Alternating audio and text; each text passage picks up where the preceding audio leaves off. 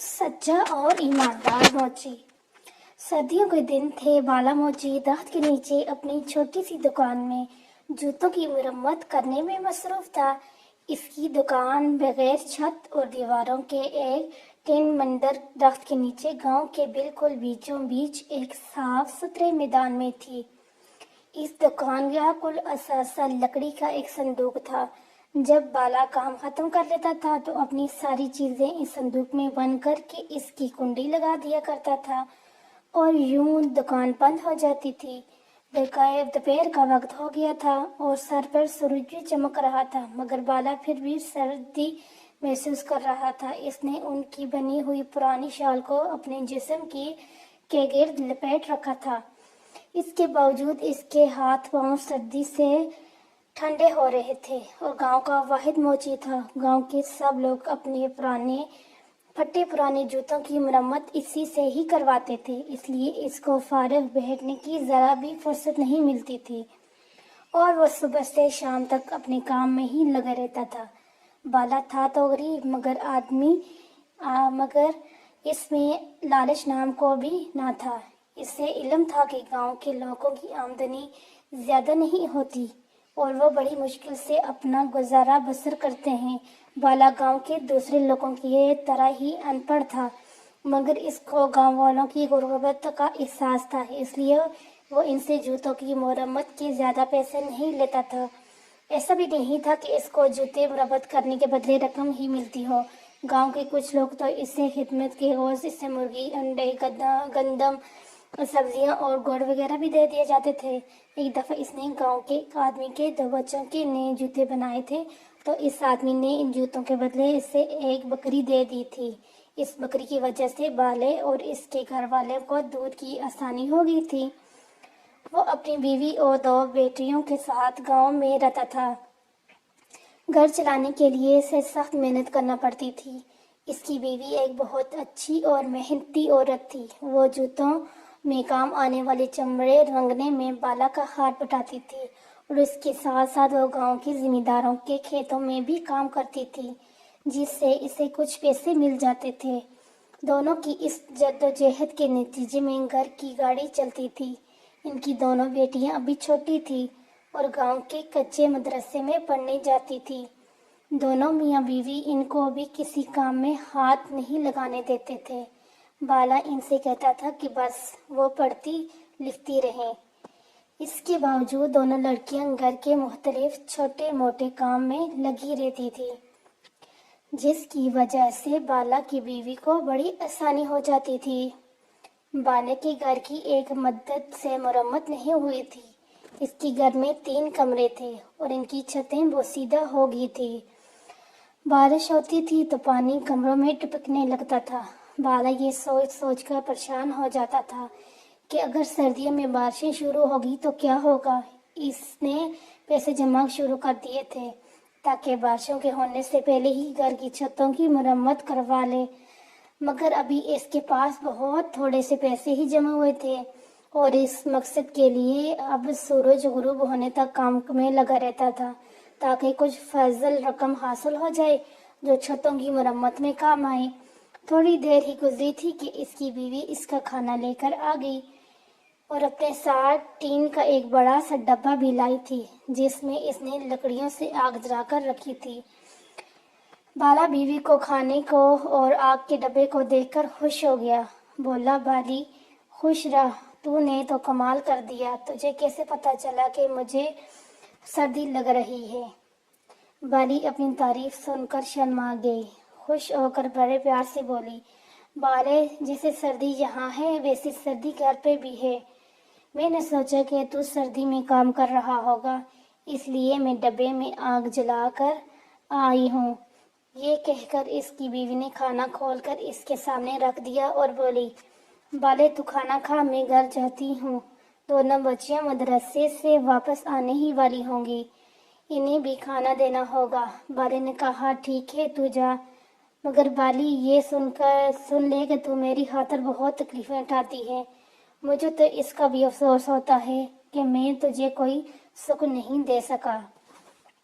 बस तू देखती रह, जैसे ही घर की छतों की मरम्मत हो जाती है मैं फिर पैसे जमा करूंगा और इनसे तेरे लिए सोने की बालियां और हाथों के कड़े बनवाऊंगा। इसकी बीवी बोली, तू हमारे लिए तो सुबह से शाम तक काम में लगा रहता है। अल्लाह का शुक्र है कि मैं बहुत सुख में हूँ। हमारी बच्चियां पढ़ लिख रही हैं। मुझे ना बालियां चाहिए और ना ही कड़े। अब तो ओढ़ने पहनने की बारी हमारी बच्चियों की है। बाला सर हिलाकर झुक कर पानी से हाथ धोने लगा और फिर खाने में मसरूफ हो गया। इसकी बीवी उठकर चली गई। बाला जल्द ही खाने से फारिग हो गया और दोबारा काम में लग गया। ज्यादा देर नहीं गुजरी थी कि इसको दूर से बहादुर आता दिखाई दिया। वो बाला के करीब ही एक घर में रहता था। अपने ईंटों के एक भट्ठे पर मजदूरी करता था। इसके हाथ में एक थैला था। करीब आकर इसने वो थैला बाले के लकड़ी के संदूक पर रख दिया था और खुद जमीन पर उल्टी पलटी मारकर बैठ गया। बाले ने वो जूता जिसकी वो मरम्मत कर रहा था एक तरफ रखा और बोला, बहादुर भाई कैसे आना हुआ? बहादुर ने धीरे से कहा, परसों दूसरे गांव से लड़के वाले शादी के लिए मेरी बड़ी लड़की को देखने के लिए आ रहे हैं, इसलिए जूते मरम्मत करवाने के लिए लाया हूँ। लड़के वाले आएंगे तो इन फटे हुए जूतों में इनके सामने जाते हुए शर्म आएगी। इसने अपने पांव आगे करके कहा। बाले ने देखा कि इसने जो जूते पहने हुए थे वो इंतहाई बदनमा और खस्ता थे। बाले ने खामोशी से वो थैला उठाया जिसमें बहादुर मरम्मत करवाने के लिए जूते लाया था। ये जूते भी निहायत खस्ता हालत में थे। ऊपर का चमड़ा पुराना हो गया था मगर फटा नहीं था।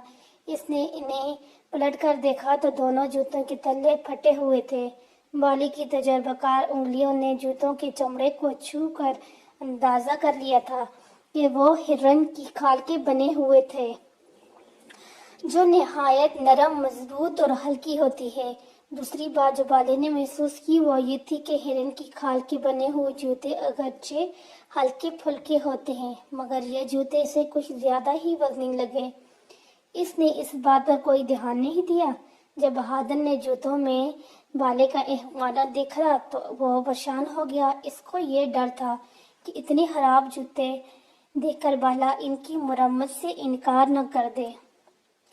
इसलिए वो बड़ी लजाजत से बोला, बाले भाई, जूते पुराने, बहुत पुराने हैं। इनको मैंने घर में पड़े पुराने सामान से निकाला है। ये जूते मेरे दादा के थे और किसी जमाने में बहुत अच्छी हालत में थे। दादा के इंतकाल के बाद मेरे अब्बा ने पहन पहन कर इनका ये हाल कर दिया था। अगर बेटी की बात पक्की होने की तकरीब ना होती तो मैं कभी भी ऐसे फटे पुराने जूते लेकर तुम्हारे पास ना आता। बस ये समझ लो इज्जत का मामला है। बाला इसकी बात सुनकर जंजीदा हो गया। इसलिए ने कहा, ये जूते हिरन की खाल के बने हुए हैं और हिरन की खाल के जूते बहुत कीमती होते हैं। तुम्हारे दादा तो काफी पैसे वाले होंगे। बहादुर ने बड़े फख्र से कहा। वो बहुत बड़े जिम्मेदार थे। इस गांव की बहुत सी जमीनें इन्हीं की मलकियत थी।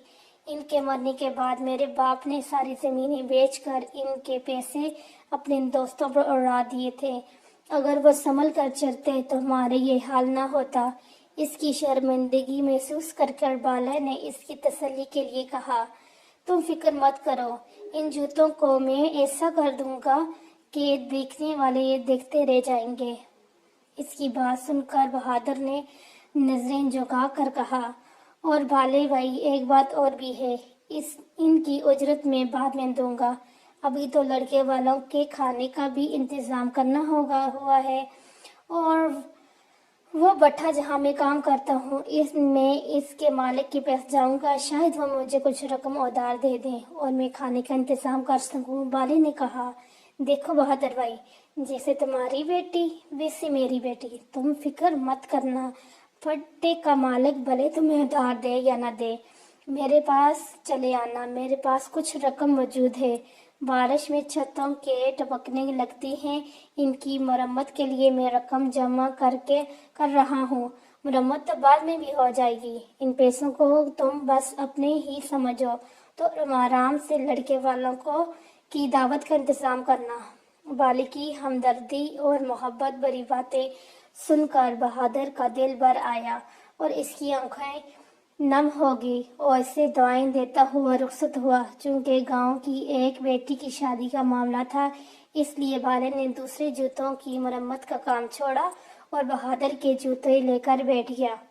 جوتوں کے تلے تو بالکل بھی مرمت کے قابل نہ تھے، وہ نہ صرف بری طرح گھس چکے تھے بلکہ بیچ میں سے دو حصوں میں تقسیم بھی ہو چکے تھے۔ والے نے اپنی لکڑی کے صندوق میں سب سے مہنگے والے تلے نکالے